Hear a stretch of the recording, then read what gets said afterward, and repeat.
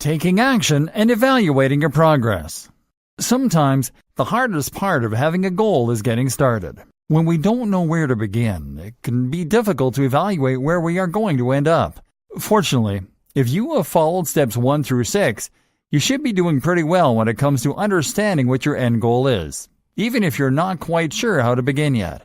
In step 7, you're going to learn all that you need to know about how to take action and move toward achieving your goals.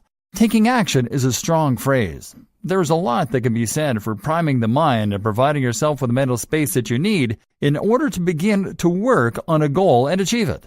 Taking action provides the mind with a visual of somebody who is willing to stand up for what they believe in and who doesn't compromise. To take action, you're going to have to evaluate each of the little puzzle pieces that you broke your goal down into and determine which one is the most important to begin with. Once you have a good idea of where you should begin, look at that small chunk of goals that will help you to fill in a piece of the puzzle and start from the beginning. Do you need to call around for information? Do you need to do research? Do you need to talk to someone who is in the industry that you're planning to go into so that you can get more insight and information about how to succeed? Or are there resources that you have to accumulate? Do you have the money for those resources? Can you find a way to make the money for those resources, or can you take out a loan to gather the supplies that you need to begin taking action?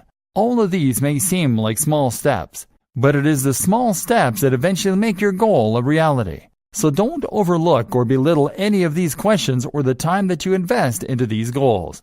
All of them are great ways to begin taking action and determining the best route to follow if you are going to succeed at your goal. Sometimes, most times actually, the hardest part of completing a task is getting started.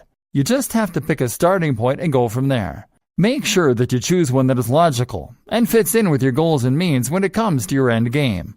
If you do this, you will find that it is easier to take the next step, and then the next, until you are virtually running toward the end of your goal. Most goals take a lot of time, and patience and long-term planning is very difficult for the human mind, especially when it comes to long-term goals like this.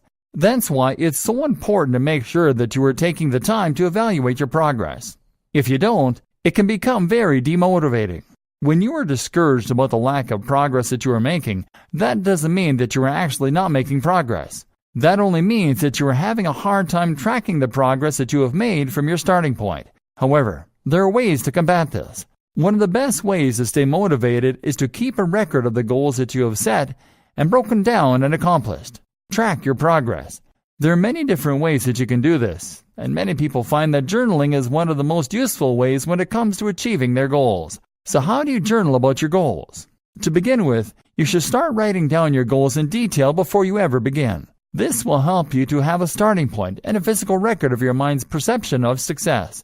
You can always refer to this and modify it as needed.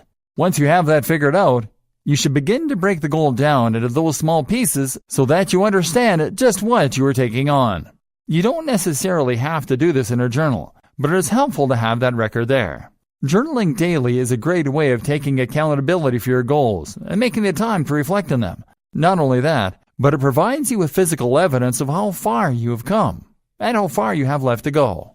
You can write down things that you hope to achieve by the end of the week or the day or the month and keep track of all the different ways that you have made progress. A journal is also a great reference point to look at when you are feeling discouraged and that endgame seems elusive. When you are able to reference all of the different ways that you have been successful in the past and all of the different ways that you can continue to work toward being successful in the future, it is much harder to talk yourself into feeling as if you're working toward nothing. In your journal, you can also record things that help you to stay motivated. For example, quotes by people who are successful in their own field or who say things that inspire you can be recorded in your journal and read over on those occasions when you're starting to feel discouraged about achieving your goals.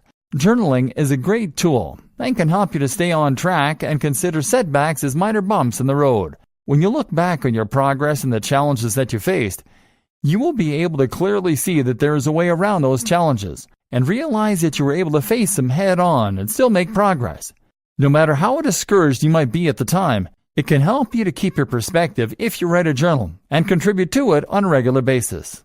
With your journal, you can evaluate your progress and realize that you are actually taking steps that need to be taken in order to achieve your goals and succeed. It can be discouraging at times, but with a solid testament to your progress, You will be able to reference something that can help you to stay motivated and continue taking steps beyond the initial first step until you are well on your way to achieving your dreams.